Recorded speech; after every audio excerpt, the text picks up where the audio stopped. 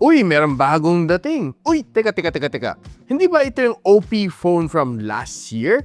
Si Oppo Reno na series, and it's already on the 15th version. Oppo Reno 15 Pro 5G ang hawak natin dito right now. Bago natin siya husgahan na overpriced and sabihin sa inyo na ibang tech vloggers na hindi ka on target market and wala ka lang pambili, himayin muna natin itong phone na ito and alamin natin kung ano nga ba ang kakayahan ng itong phone na ito. So, stay with me.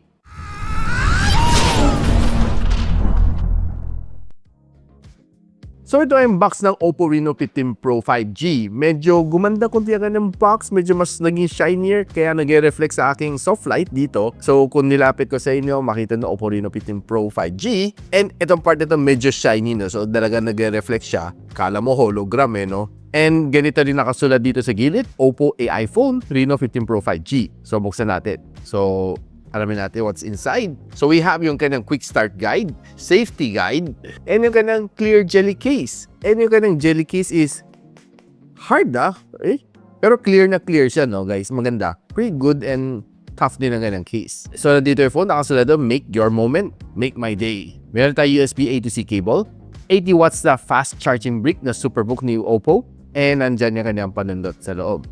So labasin na natin yung phone. Uy, maganda yung kanyang blue Looks nice. And pansinin nyo guys, itong shade na ito, yung pagka-hologram itong part na ito is exactly the same as yun nandito sa kanyang box. Yan guys, pansinin nyo. Di ba? Just a fun fact lang. So ito Oppo Reno 15 Pro 5G na may 12 gigs of RAM and a 512 gigs of storage got a price increase to 49,999 from a 47,999 sa Reno 14 Pro 5G last year. And if you want to buy this phone, I'll post it on the link on the description box below or just simply click yung YouTube shopping link. And kung gusto mo to buy this one even further lower, bagsak presyo, you can always check out yung mga live selling ni James Afante. Na pagdating sa kanyang design, I'll be honest, maganda siya no? And this is basically a compact mid-range na smartphone. By the way guys, si Reno is a mid-range hindi siya flagship. Yung mga Find X ang flagship series ni Oppo. Pero kanyang presyo lumalapit sa mga flagship series. Maganda na magandang design ng kanyang camera module and it looks quite premium for me. Yung kanyang likod is matte finish so hindi siya kapitin ng mga fingerprints and I like yung kanyang design lalo na iilawan. Ang kanyang likod is glass finish. Ang kanyang gilid is aluminum side metal frame and yung kanyang harap is a Corning Gorilla Glass 7i, which is not bad. Pero alam niyo guys, sa ganitong presyo, this could have been Corning Gorilla Glass Victus 2. Bakit? Dahil si Redmi Note 15 Pro 4G, naka Corning Gorilla Glass Victus 2 and ang presyo nun, below 10,000 pesos. Ito, charge ka na 50,000 pesos tapos Corning Gorilla Glass 7i. So for me, tinipid ka ni Oppo dito sa kanyang glass protection. Pero at the very least, it has the IP68, IP69 doesn't water resistant. So kung nabasa to, nahulog sa tubig, it would probably survive. Pero of course, di ko naman kayo in-encourage na ihulog to sa swimming pool. And by the way guys, this one supports eSIM and 5G ready na rin siya. So you won't have any problem lalo kung nagtitrip kayo abroad and bumibili kayo ng mga data eSIM from Klook and Airaloo. Walang problema dito. Compatible siya. And another thing na gusto ko rin dito sa phone na ito is, well, gumaan naman siya compared sa Reno 14 Pro 5G. And by the way guys, kung gusto mo makita full specs dito Oppo Reno 15 Pro 5G, ito, pakita ko muna sa inyo. Na kung ginagamit mo naman itong phone na ito on day-to-day basis, doing all of your multitasking dito, kaya naman na mag-perform. Wala ka naman problema dito dahil kahit ano man ang bigay ko yung multitasking dito, kaya-kaya naman yung gampanan. Using AI, doing my presentation dito, doing some quick edits sa CapCut, and playing some games. Lahat naman yan kaya-kaya gawin ng Reno 15 Pro 5G. In fact, for me, it's probably even more than enough. And currently, this one is running ColorOS 16 inside Android version 16. Now, one thing that doesn't justify yung price increase nito from the Oppo Reno 14 Pro 5G is that yung kanyang processor is the same from last year. It's still the good old Dimensity 8450, which is most likely a rebranded na 8400 na medyo binif up lang na konti, tuwang-tuwa naman kayo. Though, for me, it's not a new chip. Pero nung sinanang ko naman to sa add to benchmark version 11, surprisingly, it got me a 2 million na score dito sa kanya. If you want to see the other benchmark na ginawa natin dito sa phone nito, ito pakita ko sa inyo. Another thing that doesn't justify yung kanyang price increase is yung kanyang battery. 6,200 mAh and it's exactly the same as the Oppo Reno 14 Pro 5G. 80 watts din ang kanyang fast charging support, same din sa last year, and it also supports reverse wire charging. One thing na tinanggal ni Oppo dito is that this one no longer supports wireless charging. Sa Oppo Reno 14 Pro 5G, meron pa siyang 50 watts na wireless charging. So para sa akin, minus points na agad yun. Now on a daily usage to phone na ito, it can probably last you for a whole day without even charging. That is of course, syempre, normal lang usage mo, hindi ka babad sa telepono, hindi ka rin babad sa paglaro ng games, it could probably last you for a whole day. And for me, with a 6,200 mAh na battery, on other phones, it can last you siguro 2 days. Pero dito, hindi niya kaya kasi medyo matakaw sa battery si Dimensity 8450. And of course, that's based on my experience sa mga other smartphone. And nung sinalong ko naman sa PC Bark battery stress test, 14 hours lang ang nakuha natin. So, medyo hindi rin ganun kaganda ang battery life for a 6,200 mAh. Normally, pa nagtetest ako ng mga 6,000 mAh, probably nakuha ko mga 18 hours na screen on time or probably even 19 hours.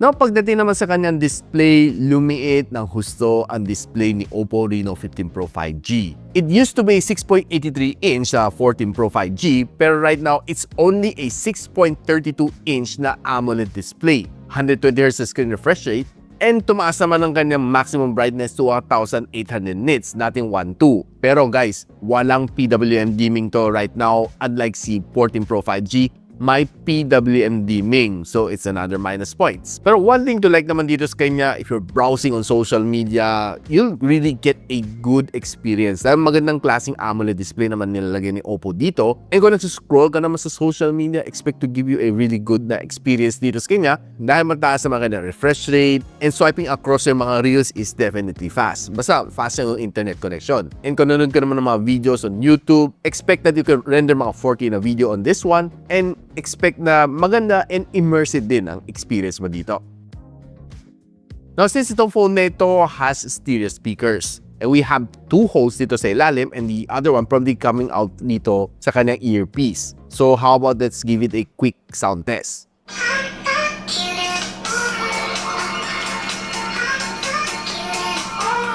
Well, honestly, hindi naman cute ang kanyang sound despite this size being cute, okay pa rin ang kanyang sound experience. For me, it's above average. And for me, yung kanyang sound is pretty good and solid. Pwede to pang sound tripping.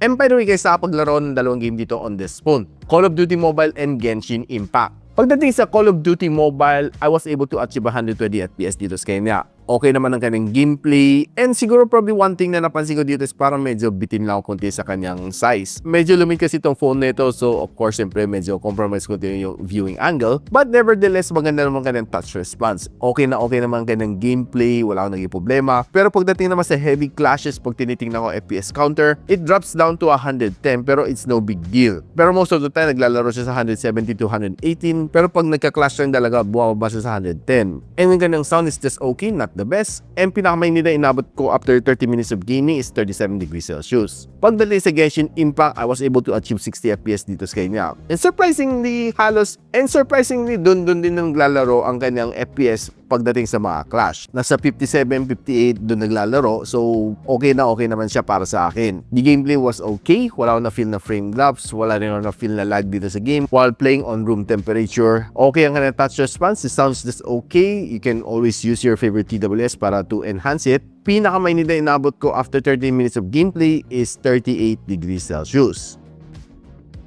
Now guys, it's time na husgahan na natin ang kanyang camera. Last year sa Reno 14 Pro 5G, I was really disappointed sa kanyang camera. On this year, nang-improve siya to 200MP ang kanyang main camera sensor, which is a Samsung na ISOCELL HP5. Let's see kung mag-i-improve nga ba ang kanyang camera performance compared sa last year. And by the way, meron din siya 50MP na telephoto lens and a 50MP na ultra-wide lens. Kaya na mag-shoot up to 4K and 60. And yung kanyang harap is also a 50MP which can also shoot you up to 4K and 60. Now, let's start with the outdoor shots na nakuha natin. Now, on the greens, pag tinitingnan natin, expect mo to get a bit saturated towards the darker green na shade. And honestly, I'll tell you na not bad yung mga shots na nakuha ko dito. Though it's a little bit darker compared to what I see with my naked eye. Pero overall, not bad naman ang kanyang pagka-green dito, and probably I would tell you na it's pretty much Instagrammable. Almost color accurate naman ang kanyang orange and yung kanyang mga purples. For me, not bad. And it's a bit step up compared sa last year. And kung gumagala ka lang naman like a tourist, taking some shots, okay naman kanyang camera on outdoor. Wala naman ako nakuha ng mga photos dito ng mga blown out or mga overexposed. Lahat naman pretty much okay. Now, pag pumasok ka naman on indoor, taking some apparel shot, well, for me, okay naman siya. Pag sinum mo, kitang-kita mo naman kanyang fabric, which is for me not bad. And kung kumuha ng mga mannequin dito, like sa Adidas, okay naman sa kanya. Kitang-kita mo naman ng kanyang details. For me, pretty solid to photo na ito. If you're trying to take some subject shots dito sa kanya, kahit low light, okay naman siya. For me, it was able to perform. And quite sharp naman ng mga photos na na-capture ko. Well, unlike last year. And of course, for the ultimate test yung food photography natin. Last year, medyo olas ang Reno 14 Pro 5G dahil kung food photography, mga photos na na-capture ko, medyo naningilaw siya under the yellow halogen bulb. So I did try to test it again this year. And surprisingly, nag-improve siya. Well, I'll be honest with you, mga photos na na-capture ko dito ng mga food shots, pretty okay. Well, it's much better than last year and I would say na I'll give it a thumbs up for this year. Take note, di ako basta-basta nabibigyan ng thumbs up,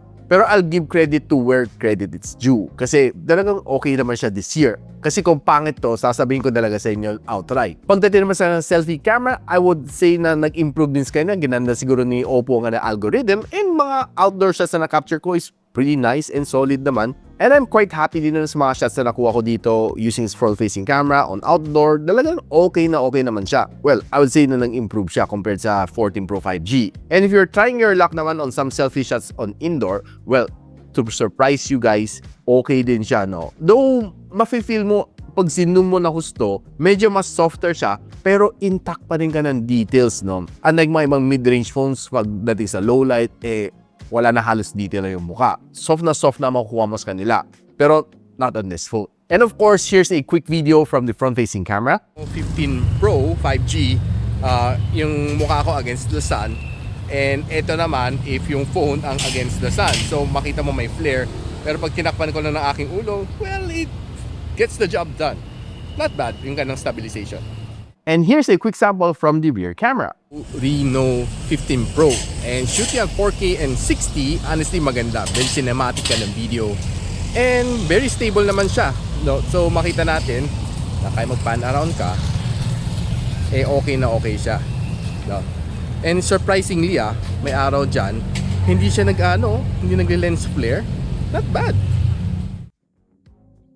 And now, for the ultimate question, sulit nga ba itong Oppo Reno 15 Pro 5G? Well, for a 50,000 pesos na phone, honestly, I could hardly vouch for this phone. Dahil for me, masyado siyang mahal for the specs that you're getting. Comparing this one to its rival, si Vivo V70, sayang walang Pro this year, di hamak na at par lang ang kanyang camera performance. Si Vivo V70 is also improved and can capture you some really nice photos. And of course, pwede mo naman tingnan sa one of the videos that I uploaded here sa aking channel para makita mo yung comparison ng mga photos na na-capture dito and na-capture doon sa V70. Overall, this phone has improved, I'll be honest with you. Pero the price still doesn't merit me to say na sulit siya. It's a good phone, pero the price doesn't really justify. Pero probably kung nabili mo to ng bagsak presyo, as low as siguro maybe 30-something thousand pesos, I would say not bad, itong phone na ito. Kaya guys, anong husgahan nyo dito sa phone na ito? Gusto ko yung pakinggan on the comment section below, just let me know. And of course, ina-encourage ko kayo to like, subscribe dito sa aking channel so you don't miss out ng mga review ko sa phones just like this one, si Reno 15 Pro 5G. So paano yan guys, hanggang dito muna ako and I'll see you on my next video. Peace out. And so, ako para si Richmond and you're watching Gadget Sidekick. What's up? Like and subscribe to my channel. Don't forget to hit that notification bell. For one of my latest uploads, click the dito. And for one of my popular uploads, click here.